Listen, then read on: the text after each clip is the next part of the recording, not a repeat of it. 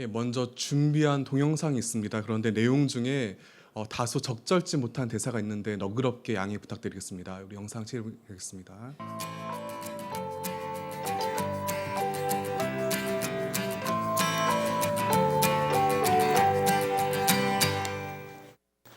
Papa, can we play outside? No, Why? because it's 5 o'clock in the morning. It's too early. Why? The sun hasn't come up yet. Why? Because the sun comes up later. Why? Well, the Earth goes around, and when it turns a certain amount, the sun shows on the horizon. Why? I don't know. Why? Why don't you know, Papa? Because I didn't pay attention in school, okay? I didn't listen in class. Why? Because I was high all the time.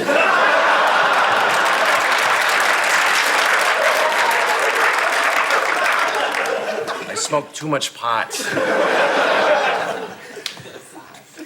Why? I didn't think it would matter.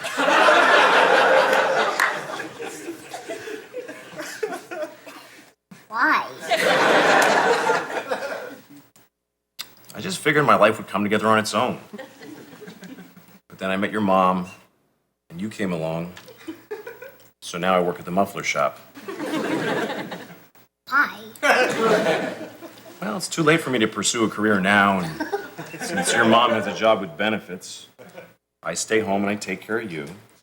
Because what I make is pretty much just a joke. Why? Well, the service economy replaced manufacturing.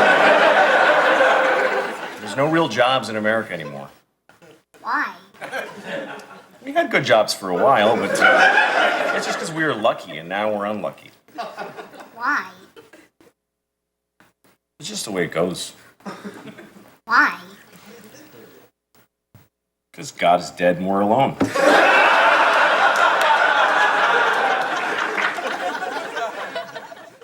Okay.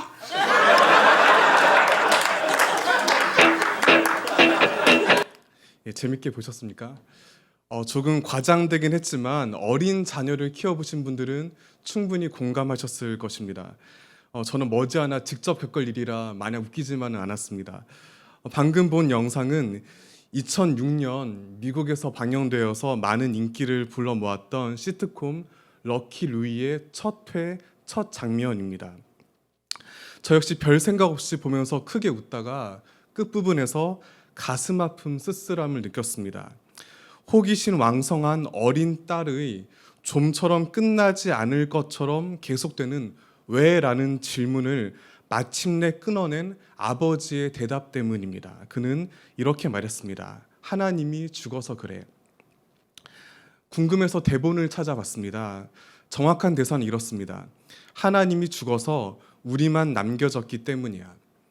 그러자 딸 루시는 전혀 의문을 제기하지 않고 지금껏 언제 그랬냐는 듯 흔쾌히 오케이라고 대답합니다. 어린아이도 금세 이해할 만큼 하나님이 죽어서 고통과 절망 가운데 사람들만 덩그러니 내버려둔 세상, 이것이 바로 큰 화제를 불러 모았던 시트콤을 통해 드러난 지난 2000년대 중반 미국의 자화상이었습니다. 오랫동안 미국은 하나님이 자신들에게만 특별한 복을 주셔서 거대한 힘과 돈을 가졌다고 전 세계 앞에 자신만만해했습니다. 하지만 어느샌가 정치와 경제가 점점 극심한 위기에 빠져들었습니다. 그래서 당시 미국 국민들은 이 코미디에 담긴 쓰라린 풍자들에 헛헛하게 웃음 지었습니다. 그렇다면 2019년 대한민국 대구를 살아가는 우리에게 있어 하나님은 과연 어떤 존재일까요? 구체적으로 묻는다면 하나님과의 거리감은 과연 어떠하십니까? 주님을 늘 가까이 경험하고 계십니까? 아니면 연거푸 찾아드는 실패와 좌절 속에서 끊임없이 아버지 하나님을 향해 왜냐고 따져 묻지는 않으십니까? 더 나아가 주님께서 우리만 이 세상에 버려두고 떠나거나 심지어 죽었다고 생각될 때는 없으셨습니까?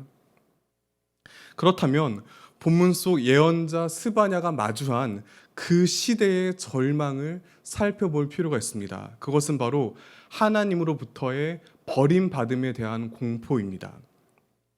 이와 관련해서 스바냐서의 중심 주제가 주님의 날이라는 사실을 명심해야 합니다.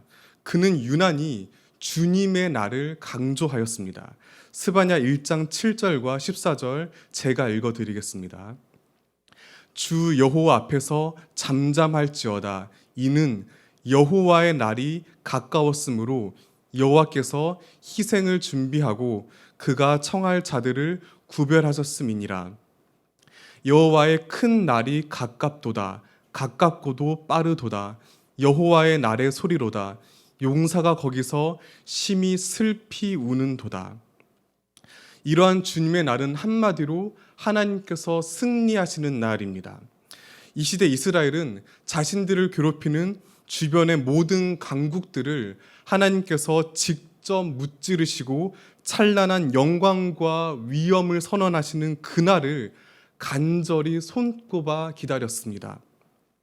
또한 그런 백성들의 기대에 맞춰 거짓 예언자들은 하나님의 승리가 머지 않았다며 그들의 욕망을 부추겼습니다.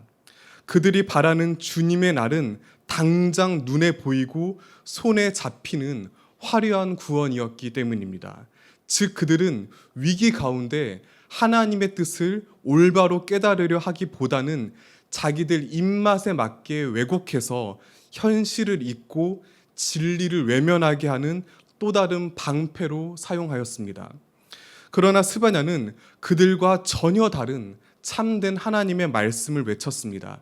그는 주님의 날에 하나님께서 행하시는 심판은 이방 민족에게만 한정되지 않았다고 말합니다. 거룩한 성 예루살렘에 사는 유다 백성들도 예외는 아니라고 거침없이 외쳤습니다. 아브라함의 자손이라는 교만에 빠진 그들에게도 주님의 심판이 똑같이 향해 있다고 선언하였습니다. 사랑하는 성도 여러분, 반드시 명심하시길 바랍니다. 성경은 절대로 우리에게 진솔한 회개가 없는 막연하고 모호한 희망을 말하지 않습니다. 주님의 은혜와 사랑은 누구에게나 차별 없이 향하지만 구원은 아무에게나 주어지지 않습니다. 그 엄중한 진리 앞에 모든 교만을 내려놓고 겸손히 엎드려야 합니다. 하나님께서는 저마다 안전하다고 믿는 신앙의 틀 안에 숨는 오만함에 분노하십니다. 온갖 탐욕을 정당화하는 모든 추악함을 여지없이 깨뜨리십니다. 그럴듯한 종교 행위와 궤변으로 눈부시게 쌓아 올린 성탑을 주저없이 무너뜨리십니다. 결국 끝내 회개하지 않는 유다 백성들에게 진정한 주님의 날이 찾아와 예루살렘 성전이 바벨론 군대에 의해 처참하게 무너지고야 말았습니다. 이와 같은 이스라엘의 역사를 마음 깊이 되새겨야 합니다. 지난 7월 미국에서 그리스도 대성당이란 이름을 가진 가톨릭 예배당의 거대한 축성식이 있었습니다. 무려 우리 돈 1,500억 원 이상의 어마어마한 돈을 들여 새로 단장한 성당을 기념하는 행사였습니다. 중요한 점은 이 성당 건물이 원래 개신교 교회의 소유였다는 사실입니다. 그 교회가 파산해서 결국 예배당을 내놓자 미국 천주교회가 사서 재공사를 한 후 성당으로 바뀌었습니다. 전 세계의 관심을 끌어모은 이 사건이 우리에게 주는 충격은 단지 어느 한 대형 교회의 심각한 재정 악화 때문이 아닙니다. 어려운 상황으로 예배당을 팔게 되었다는 사실 자체를 나쁘게 봐선 안 됩니다. 엄밀히 말해 숫자는 교회를 평가하는 바른 기준이 되지 못합니다. 중세 유럽 교회 역사를 통해 확인할 수 있듯이 때로는 교인 수와 헌금이 급격히 늘어난 원인이 오히려 교회의 부패 때문이기도 합니다. 어찌 보면 부득이 건물을 내놓을 정도로 가난해진 것이 그 교회로서는 이루 말할 수 없는 은혜일지도 모릅니다. 따라서 파산이 아니라 거기에 이르게 된 과정을 주목해야 합니다. 그 교회는 1950년대 중반 미국에서 대표적으로 부유한 지역인 캘리포니아 오렌지 카운티에 설립되었습니다. 그 교회를 개척한 목사님이 지향하는 가장 중요한 목회 원칙이 있었습니다. 바로 맹목적인 교회 성장입니다. 물론 믿지 않는 사람들을 전도해서 교회로 불러 모으는 일은 무척 귀중한 사역입니다. 문제는 불신자들의 관심을 끌기 위해 복음을 왜곡시킨 데 있었습니다. 그러면서 그 교회 담임 목회자가 유독 강조하는 개념이 있습니다. 우리말로 굳이 번역하자면 가능적 사고라고 할 수 있는 possibility thinking입니다. 그는 자신의 설교와 저서에서 부정적인 생각을 버리고 할 수 있다고 굳게 믿고 성공을 위해 끊임없이 도전한다면 마침내 이룰 수 있다고 지속적으로 반복해서 주장했습니다. 이런 그의 메시지는 자연스럽게 당시 미국 중산층의 욕망을 자극시키며 굉장한 호응을 불러일으켰습니다. 그 결과 수많은 사람들이 몰려드는 커다란 교회를 이루었습니다. 뿐만 아니라 4,000명이 동시에 앉을 수 있는 온통 유리로 둘러싼 화려하고 거대한 예배당을 지었습니다. 수정 성전이라 불리는 그 건물은 그동안 그 교회 담임 목사가 수없이 부르짖은 성공 신화와 번영 신학의 눈에 보이는 절정이었습니다. 그러나 동시에 인간이 하나님 앞에 지극히 무능하고 무지한 죄인이라는 진리가 감추어졌습니다. 초라함과 비참함을 무릅쓰고 기꺼이 낮아지고 희생하며 섬기라는 주님의 십자가 복음이 사라지고 말았습니다. 시간이 흘러 그 교회의 화려한 성공을 일군 주인공은 은퇴하며 담임 자리를 아들에게 세습하였습니다. 하지만 자신의 뜻을 반대한다는 이유로 해고하고 딸에게 물려주었습니다. 그 후 딸들과 사위들의 방만한 경영으로 재정이 심각하게 악화되었습니다. 결국 파산하여 전 세계에 자랑했던 눈부신 교회 건물을 팔 수밖에 없었습니다. 한편 그 와중에도 담임 목사 일가가 무려 21억 원의 거액을 챙긴 사실이 드러나 거센 지탄을 받았습니다. 다시 분명히 말씀드리지만 이 사건의 핵심은 단지 커다란 교회에 닥쳐온 경제적 실패가 아닙니다. 그 대신 복음을 끔찍하게 왜곡시키면서까지 쌓아 올린 탐욕의 성벽이 얼마나 허약한지를 분명히 깨달아야 합니다. 거룩하신 주님의 이름을 함부로 들먹이며 잠시 이룬 눈부신 업적과 성공을 마침내 허무하게 무너뜨리시는 준엄한 심판을 반드시 명심해야 합니다. 이것이 바로 진리를 잠잠히 따르기보다는 웅장한 예루살렘 성전을 욕망의 눈으로 바라보고 안심하며 진리를 비틀어서 자기들 입맛에 맞는 주님의 날을 기대했던 유다 백성들을 통해 우리가 철저히 마음 깊이 새길 교훈입니다. 지금 스바냐가 예언 활동을 하고 있던 시대는 동족인 북이스라엘이 아시리아 제국에 의해 패망한 다음입니다. 그 이후 등장한 남유다 왕 히스기야가 눈부신 갱신 운동을 벌였습니다. 하지만 그 뒤를 이은 므낫세와 아몬의 악독한 통치로 개혁의 성과는 완전히 사라지고 나라의 근간이 철저히 무너져 버리고 말았습니다. 그때 유다 온 땅에 우상 숭배는 횡행했고 지배층의 부패와 타락은 극에 달했습니다. 그러다 겨우 8살의 어린 요시야가 왕위에 올랐습니다. 또한 나라 외적으로는 고대 서아시아 질서의 한 축을 차지했던 아시리아가 신흥 제국 바벨론에 의해 차츰 쇠약해져 갔습니다. 그래서 격변하는 국제 정치 속에서 약소국 유다는 이웃 나라들의 눈치를 숨죽여 살필 수밖에 없었습니다. 이렇게 유다가 국내외적인 온갖 불안 요소로 크나큰 혼란에 빠진 상황에서 스바냐는 막연한 위로와 희망을 전하지 않았습니다. 주위에 거짓 예언자들처럼 적당히 타협하고 복음을 왜곡해서 자기 살 길만을 찾지 않았습니다.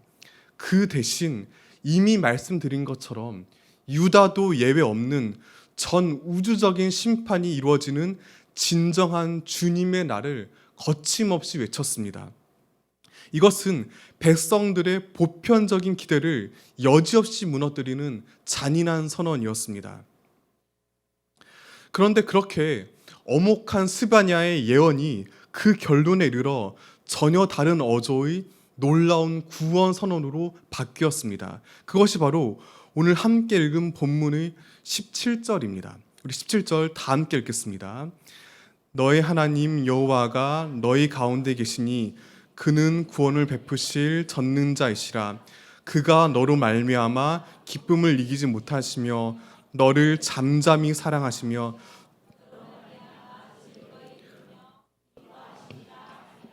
아멘. 이 말씀은 성경 전체에서 당신의 자녀들을 향한 하나님의 놀라운 사랑을 가장 격정적으로 묘사한 구절입니다. 이러한 17절 말씀이 우리에게 알려주는 내용은 분명합니다. 그것은 세상을 너무나 사랑하셔서 기쁨을 이기지 못하시는 하나님께서 절망과 불안 속에 신음하는 유다 백성과 함께하고 계시다는 말씀입니다. 여기서 구원을 베푸실 전능자로 조금 애매하게 번역된 히브리어 기뻐르 요시아는 직역하면 구원의 용사라는 뜻입니다. 즉 하나님께서는 유다의 구원의 용사로 오셔서 마치 하나님이 죽고 안 계시는 것처럼 느껴지는 모든 어둡고 비극적인 상황으로부터 건져주십니다. 이것이 바로 예언자 스바냐를 통해 유다와 우리를 향해 말씀하시는 생명의 진리입니다. 그런데 한편으로 이상하지 않으십니까? 불과 석 장밖에 되지 않는 적은 분량의 스바냐서 거의 대부분은 앞서 살펴보았듯이 유다를 향한 엄중한 심판과 경고의 목소리로 가득 차 있습니다. 하지만 결론에 이르러 예언자는 갑자기 하나님의 따뜻한 위로의 말씀을 전합니다. 이 모습이 모순적으로 보이지 않으십니까? 하나님은 과연 심판하는 분이실까요? 아니면 구원하시는 분이실까요? 주님께서는 진정 당신의 자녀들을 내버려 두고 멀리 떠나 계신 분이실까요? 아니면 항상 함께 하시는 분이실까요? 바로 여기에 성경 구절을 반드시 전체 맥락에서 이해해야 할 이유가 있습니다. 본문에 담긴 하나님의 사랑 고백을 마냥 달콤하게만 들어서는 곤란합니다. 여기서 말씀하신 주님의 구원과 임재는 앞에 기록된 심판을 명심할 때 비로소 그 역설적인 진리를 깨달을 수 있습니다.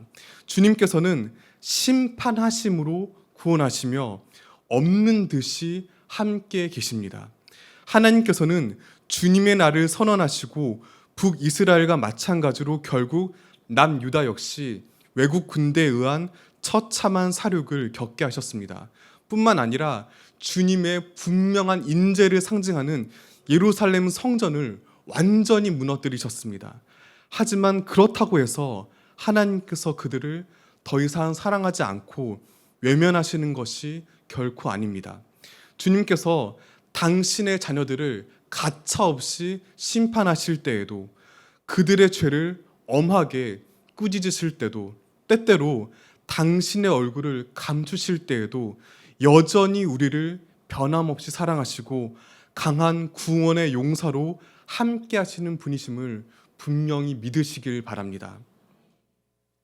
설교를 시작하며 함께 본 영상처럼 세상에 대해 막 눈을 뜨고 생각의 근육이 조금씩 자라기 시작하는 어린아이들은 끊임없이 왜냐고 물으며 질문을 그치지 않습니다. 그런데 이러한 질문은 비단 어린이들만의 것이 아닙니다.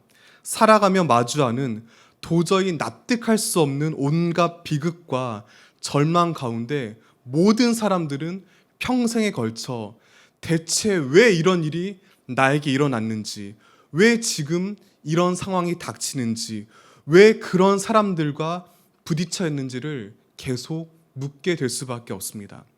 그러므로 우리는 십자가에 달리신 예수님을 마음 깊이 새겨야 합니다. 십자가는 온 세상을 향한 주님의 위대한 물음표이자 느낌표이기 때문입니다. 예수님께서는 십자가 위에서 엘리 엘리 라마 사박다니, 나의 하나님 나의 하나님 어찌하여 나를 버리셨나이까라며 울부짖었습니다. 예수님께서는 하나님으로부터의 참혹한 버림받음을 경험하셨기 때문입니다. 그러자 그 처절한 질문에 하나님은 부활로 대답하셨습니다. 예수님께서는 마침내 죽음을 이기고 다시 살아나셨습니다.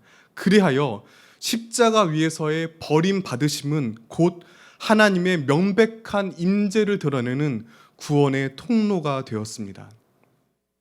대학생 시절에 어떤 사람으로부터 예수님은 십자가에서 버림받았다고 하소연하는 실패자이기 때문에 자신은 기독교를 믿을 수 없다는 말을 들은 적이 있습니다.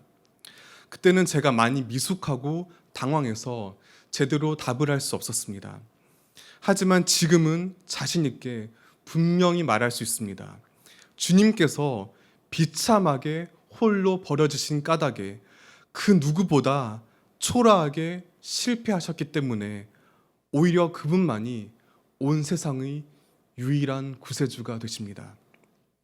오직 주님만이 오늘도 내면을 핥히고 지나가는 끝없는 상처와 결핍을 있는 그대로 안아주시기 때문입니다. 그 주님만이 비참한 현실 속에 경험하는 끝없는 추락과 절망 가운데 함께 하시고 참으로 일으켜 주시기 때문입니다. 그렇게 우리는 가슴 깊은 곳으로부터 왜냐는 질문이 끊임없이 솟아오를 때마다 십자가 복음을 굳게 붙잡아야 합니다. 십자가로 말미암아 유다도 예외 없는 무시무시한 심판을 예고한 주님의 날에 담긴 하나님의 위대한 사랑을 발견할 수 있습니다. 하나님 자신이 그 재앙의 한 복판에서 숨을 거두며 참 생명의 복음을 이루셨기 때문입니다. 십자가를 통해 우리로 말미암아 기쁨을 이기지 못하시는 하나님의 사랑에 한 걸음 더 다가가 온전히 마주해야 합니다. 해맑게 미소 지으시는 주님의 얼굴 한쪽에 흐르는 눈물이 이 땅의 거친 먼지와 함께 뒤엉켜 있기 때문입니다. 사랑하는 여러분, 세상을 향한 하나님의 드넓은 구원과 임재를 인간의 경험과 느낌으로는 절대로 전부 이해할 수 없습니다.